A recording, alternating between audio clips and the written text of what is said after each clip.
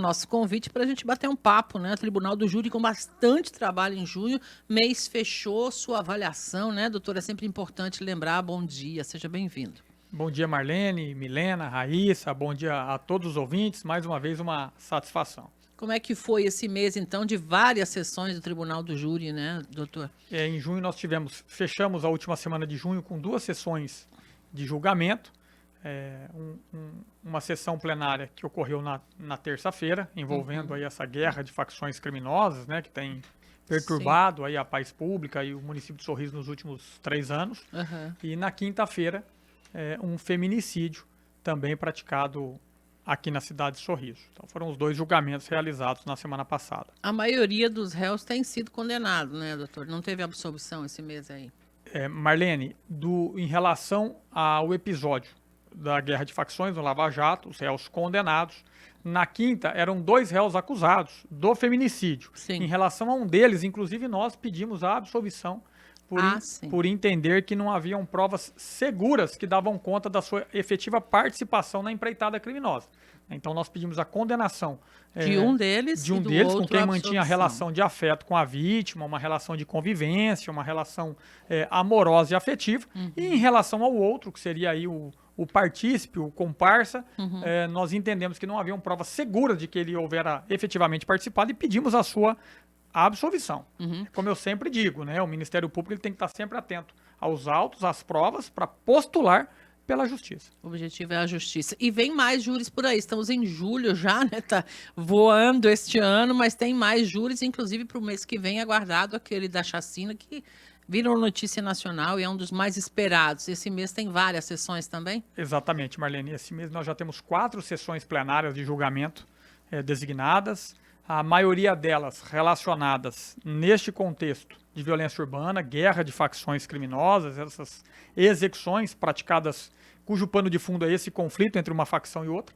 E também teremos um feminicídio a ser julgado esse mês. Então já temos 4 sessões na pauta de julgamento deste mês de julho. Muito bem. O senhor citou 2 vezes já aqui na sua fala essa guerra de facções. A gente ouviu o delegado, doutor Bruno, aqui no programa esta semana também, e ele comemorava pela Polícia Judiciária Civil, junto com as outras forças que trabalham em conjunto na segurança pública, uma queda drástica no número de crimes contra a vida esse ano, 10 homicídios no primeiro semestre, comparado com o que aconteceu nos últimos anos aí. O senhor concorda com a opinião que houve realmente essa redução, doutor? Concordo sim, Marlene. É um esforço conjunto, um trabalho efetivo das polícias, também do Ministério Público, também do Poder Judiciário, no sentido de combate a essas facções criminosas, a esses crimes dolosos contra a vida praticados.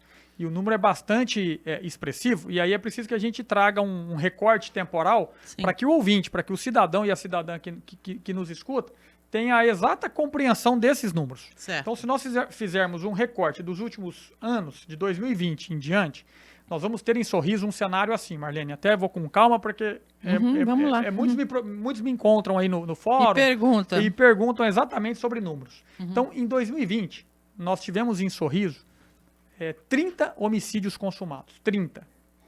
Desses, 3 foram feminicídios, ou seja, 10%. Em 2021, outros 30 consumados. Nós estamos falando dos consumados, né? Homicídio consumado. Nós não estamos contabilizando as tentativas. Então, em 2021, nós tivemos outros 30. Com outros 3 feminicídios. Certo. Em 2022, Marlene, e aí que fique bastante claro a população, é quando eclodiu essa guerra de facções, a dissidência, e começou aí uma facção matando a outra. Exatamente, a dissidência, que eram ex-membros do comando, e as integrantes do Comando Vermelho, que romperam com o Comando Vermelho e passaram a integrar uma outra facção, e aí eclodiu essa batalha, essa disputa. Perfeito. Então, em 2022, que é o nascedouro aí do conflito, a origem, nós tivemos 71. Veja o salto. 71. Em 2023, Marlene, nós tivemos 75. Nossa. E os feminicídios seguiram a média ali nesses 2 anos? Ou o senhor não tem os números exatos? Tenho sim os números, Marlene. Dos feminicídios, houve uma queda. Em 2022, nós tivemos apenas um feminicídio. Certo. Então, 2022, dos 71, um era feminicídio. Em 2023, 75. 5 feminicídios. Lembrando que 4 trata-se da chacina da Travessa Dezembro. Sim, chacina. Deste caso que tanto repercutiu. Então, do ano de 2023, 75 homicídios consumados, 5 feminicídios. Certo. Olha o salto e os números. Em 2024, uma ligeira queda, 59 homicídios consumados. Nenhum feminicídio em 2024 na cidade de Sorriso. Perfeito. E esse ano, Marlene, nós temos já 10 e um feminicídio. Então, se nós compararmos aí esses números, para 2020, 2021 com 30, e aí com o início da guerra, do conflito, aí o salto. Mais que o dobro, 71, né? 75, aí o platô, né, a manutenção. Tanto é que por conta desses números dos anos de 2022 e 2023, Sorriso alavancou, né, negativamente, por assim dizer, né, como as cidades mais violentas do país, numa relação de proporção a cada 100 mil habitantes. Perfeito. Então, daí porque Sorriso foi capitulada aí como uma das cidades mais violentas. A sexta e depois a quarta mais violenta do país por conta desses números. Em 2024, uma ligeira queda, mas muito pouca ainda. E este ano, sim, uma redução significativa. Nós chegamos já no final do primeiro semestre, né? Nós já encerramos o primeiro semestre com 10 homicídios, aí, o que representa uma queda significativa e o resultado do trabalho e um esforço conjunto da Polícia Militar, da Polícia Judiciária Civil, da Divisão de Homicídios e Proteção à Pessoa, do Ministério Público também, da Promotoria Criminal, no combate aí e o enfrentamento a esses crimes. É maravilhoso, né? Que o senhor atua realmente na questão dos crimes contra a vida, né? Dentro da sua pasta lá. Além do combate ao tráfico de drogas e os crimes de trânsito, Marlene. Muito tá ligado. Bora falar do trânsito um pouco. Essa semana nos chamou a atenção uma condenação de um motorista aqui em Sorriso que acabou matando uma professora, depois até o nome dela foi como homenagem, né? Colocado numa instituição e foi condenado a pagar a indenização para os filhos, inclusive um deles ainda menor, até que tem a idade X. Como é que o senhor vê essas condenações? Não é a primeira, a gente sabe, né? E a expectativa é que haja mais, mas ainda existe muito desleixo em relação ao cuidado com a vida na condução no trânsito, né, doutor? Com certeza, Marlene. A nossa promotoria também possui a atribuição do processamento dos delitos de trânsito, né? Sobretudo aí as lesões corporais praticadas culposamente, os homicídios culposos praticados também culposamente na direção de veículo automotor, crime de embriaguez ao volante, em que todo mês nós celebramos mutirão aí por conta de acordo de não persecução penal. Então, infelizmente, os delitos no trânsito, Marlene, também nos têm chamado a atenção a um número bastante expressivo de crimes de trânsito aqui que são praticados no dia a dia aqui na cidade de Sorriso, causando, provocando, né, lesões, provocando mortes e a partir daí também a apuração, investigação e o processamento. Lembrando que o processamento ele se dá na via criminal, né, porque responde pelo É automático pelo ou a pessoa delito. precisa pedir que haja essa condenação na justiça aí? A depender das circunstâncias e dos delitos, sob efeito de embriaguez, aí a ação penal é pública incondicionada, Vai automaticamente. Em alguns casos, depende de representação Tem que entrar com processo, da no vítima, caso. exatamente. Uma representação para que o Ministério Público deflagre a ação penal. Mas, via de regra, a ação penal é pública incondicionada ao processamento, né? Perfeito. E sem prejuízo da reparação civil, né? Que é a indenização, que é a no caso. indenização, exatamente, a reparação dos danos. Na sua visão, pela sua experiência, essas condenações ajudam as pessoas a terem mais consciência, doutor? Com certeza, Marlene. É uma medida, é uma resposta, é uma consequência, né? E tem, por fim, evidentemente, também conscientizar, né? O efeito punitivo, o efeito preventivo da pena também, no sentido de prevenir futuras infrações penais e conscientizar a todos que não repitam esse tipo de comportamento. É importante, né? Inclusive, uma situação que muito ainda se vê aqui é deixar a vítima sem prestar o devido socorro, né? Fica pior a situação do envolvido aí. Exatamente. Torna ainda mais grave e reprovável a conduta, né? O motorista, né? O condutor, que provoca o acidente, causa a lesão ou a morte, a lesão no caso, né? Ou a própria morte e empreende fuga sem qualquer tipo de prestação de socorro. Torna a conduta ainda mais reprovável. Talvez pela demora um pouco numa resposta, que a gente sabe que algumas situações na justiça demandam o tempo de transcurso do processo, a pessoa acha que não vai dar nada. E aí continua praticando, né, doutor? Exatamente. É importante, Marlene, também essa conscientização, né, dessas questões afetas ao trânsito. A Blitz aqui na cidade de Sorriso, Operação Ajuda Integrada, bastante. Lei Seca, são realizadas aí mensalmente, né, em determinados pontos da cidade, com um apoio, né, de todas as forças de segurança, todas as polícias Detran envolvidas, em conjunto. Detran inclusive, né? Então, nesse sentido, a Operação Lei Seca, operação integrada, justamente para coibir esse tipo de comportamento no trânsito e evitar, bem da verdade, aí, acidentes que podem ser fatais aí e causar danos irreversíveis. Vida tem valor, não tem preço, né? Tem que pensar nisso. Milena, pode falar, fica à vontade. Com relação às câmeras de segurança também espalhadas pela cidade, isso facilitou, né? Para que a gente consiga também provas em situações como essas, tanto no acidente, para ver quem está certo, quem está errado e quem omitiu socorro, né? E hoje em dia também com o acesso, né, a celular, a internet, acaba ajudando também, né, a justiça. Com certeza. As imagens ajudam em muito, né, porque trazem a própria dinâmica do acidente que permite uma melhor apuração. Então, não só em relação aos delitos de trânsito, mas até os delitos de homicídio, tráfico, essas imagens têm prestado bastante auxílio, têm ajudado muito na investigação e na elucidação dos crimes. Então não podemos brincar, né? Achar que ninguém está vendo, né? Que seja 3 da madrugada essa semana, elucidou rapidinho aí, né? Um caso que aconteceu de omissão de socorro, né? Com certeza. Doutor, feminicídios agora. Nós temos aí o Observatório Caliandra, uma iniciativa do próprio Ministério Público que divulgou um relatório e nesse relatório mostra que mais de 70%, ou seja, a grande maioria dos feminicídios aconteceram dentro das casas aqui no estado de Mato Grosso. Como é que a sociedade, a comunidade pode melhorar esses índices aí, se a gente considerar principalmente que a maioria das vítimas já sofreu agressões anteriores ao óbito em si? Exatamente, Marlene.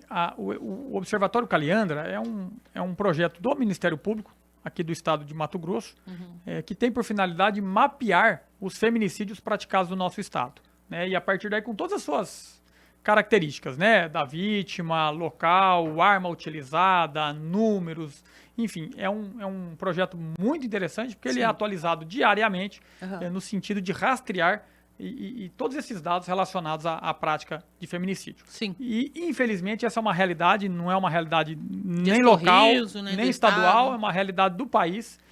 A maioria esmagadora dessas mulheres vítimas de violência são assassinadas dentro do próprio lar, dentro da residência, onde mais deveria ser o seu porto seguro, o seu refúgio, a sua proteção, é o local em que torna-se o ponto, né, da prática do crime, em que ela está desprevenida, desprotegida, indefesa, e o agressor, valendo-se dessa facilidade, mata e executa a vítima, aí, muitas das vezes com requinte de crueldade. Pelo que o senhor tem visto das causas disso, ciúme, sentimento de posse, discriminação de gênero, é questão cultural mesmo, faltando consciência ainda da nossa comunidade, mundo machista ainda, dá para falar bem claro aqui, doutor? Com certeza. São requisitos aí patriarcais, uma sociedade machista, feminicídio íntimo, né, numa relação de afeto, numa relação amorosa, e o homem, porque ele enxerga na mulher, é importante que as pessoas entendam, Marlene, porque o homem ele enxerga na mulher não uma parceira, não uma companheira, mas um objeto de desejo. Nesses casos, de posse, né? De posse, é um sentimento egoístico de posse e uma relação de domínio e controle. Certo. Ele não enxerga a mulher como uma companheira, mas senão como um objeto do próprio desejo em que ele tem a posse, o domínio, a propriedade, o controle. Por isso que ele agride, por isso que ele mata. Por isso ele responde com violência, ainda mais quando a mulher começa a manifestar sua vontade num sentido de colocar um ponto final na relação. Que é um direito dela. Do encerramento, de seguir a sua vida em frente, de buscar ajuda, de querer romper com aquele ciclo de violência. E quando ele se vê nesse momento em que a mulher tenta romper esse ciclo e que ele percebe que ele vai perder esse domínio, esse controle, ele vai lá e mata. O que mudou na sua visão, agora já tem um tempinho, não muito extenso, mas o feminicídio como um crime autônomo recente, né, deste ano, essa lei, o senhor acha que muda, pode ajudar nessa questão, doutor? Eu acho que foi uma mudança legislativa importante. Houve um agravamento da pena, de 20 a 40 anos. Né? Vamos lembrar que até outubro de 2024 era punido de 12 a 30. O feminicídio ele funcionava como uma qualificadora do homicídio. Sim. Atualmente, né, a partir dessa modificação legislativa, o feminicídio passou a ser punido de forma autônoma com agravamento da pena de 20 a 40 anos. Pode chegar ao máximo do que pode ficar preso no Brasil, né, doutor? Exato. Eu penso que foi uma modificação importante. Tantas outras ainda são necessárias, mas já é um pontapé inicial, uma modificação legislativa importante de punir de forma efetiva e mais severa esse agressor, esse macho violento, frustrado. É preciso, né, doutor? Nós tivemos o caso Lumar, que voltou a virar notícia também. Eu gostaria que o senhor nos ajudasse aí nas reflexões um pouco sobre isso. E causou um pouco de apreensão nesses últimos dias, dado o fato de que hoje ele está de volta às ruas, não aqui no estado de São Paulo, junto com o pai dele, conforme foi determinado pela justiça, né, doutor? O que o senhor acompanhou deste caso? O que é importante trazer para a comunidade sobre esse caso? Marlene, nós acompanhamos à distância também. Lumar encontrava-se internado, né, ele suportou medida de segurança internativa, internado em Cuiabá. Nós vimos acompanhando, até outras vezes nós conversamos a respeito desse caso. Havia a tendência, né, como nós já havíamos antecipado e alertado, da desinternação, né, da política antimanicomial também instituída pelo Conselho Nacional de Justiça, o que dispõe a legislação penal. Perfeito. Então, com os pareceres médicos que haviam sido juntados lá no Executivo de Pena, então havia a tendência e de fato foi desinternado agora, continua sob acompanhamento, mas um tratamento ambulatorial, né, não é mais a medida internativa, foi desinternado e agora será acompanhado aí ambulatorialmente aí por uma equipe médica aos cuidados do nomeado curador, o seu pai. Qualquer situação adversa deve ser levada para a autoridade. Se chegar a fazer contato com... Porque o crime aconteceu aqui em Sorriso e a família dessa vítima, desta senhora, ainda tem pessoas residindo por aqui, né, doutor? Exatamente. Eu fiz um atendimento recente, inclusive, com familiares, né, que estavam receosos com o caso, com a desinternação e com razão, evidentemente. Sim, claro. Então, nós já deixamos toda a nossa promotoria à disposição para qualquer tipo de atendimento, se sobrevier alguma notícia, alguma mensagem, qualquer tipo de contato, que nos procure imediatamente para que a gente possa encetar as diligências e as providências pertinentes. Perfeito. Inclusive, essa medida com relação ao Lumar fez com que pensassem na alteração, né, dessa lei também para casos como esse, né, doutor? Está em análise, digamos assim. Em discussão. Nós precisamos discutir bastante o nosso Código Penal ainda, Milena. O nosso Código Penal é de 1940. Está meio ultrapassado para os dias atuais, né? Quase doutor? Um século de Código Penal. Sim, verdade. Então, nós precisamos discutir alguns conceitos, algumas ideias. É preciso que a lei acompanhe a sociedade, os anseios da sociedade, os anseios populares, para que a lei, em seu nascedouro ali, consiga proteger de fato os bens jurídicos mais importantes, tutelados, protegidos. Então, é preciso que a gente reflita aí muito sobre a nossa legislação atual, sobre o nosso Código Penal, inclusive sobre esta questão relacionada aí à inimputabilidade. Lembrando, Marlene, que uma das teses da Ramira, eu me refiro a esse caso, porque é um caso também amplamente conhecido e de muita repercussão, né? Emblemático, que matou o próprio filho, o pequeno Brian, com poucos meses de vida, de forma cruel. Sim. E é preciso deixar claro que uma das teses de defesa era justamente essa, a inimputabilidade. Não sabia o que estava fazendo. Exatamente. E o porquê? Porque se a tese é acolhida no plenário do júri pelo conselho de sentença, o juiz absolve impropriamente, aplica a medida de segurança, permanece internada aí por um período de 3 anos e depois pode ser reavaliado e desinternado na sequência.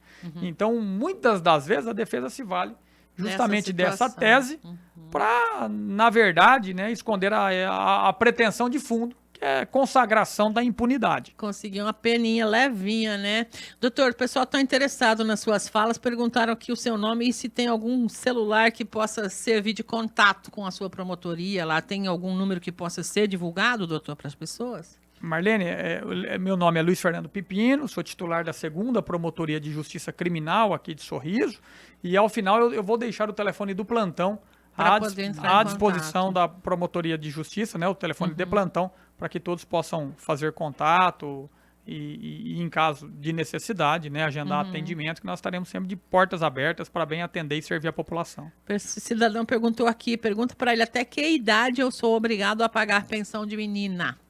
Não sei porque ele discriminou aqui o gênero, enfim. É uma questão relacionada ao direito de família, né? São questões de pensão alimentícia, enfim, envolve guarda, atribuição de outra colega. Essas questões, eu prefiro até por ética, né? E por compromisso, não declinar.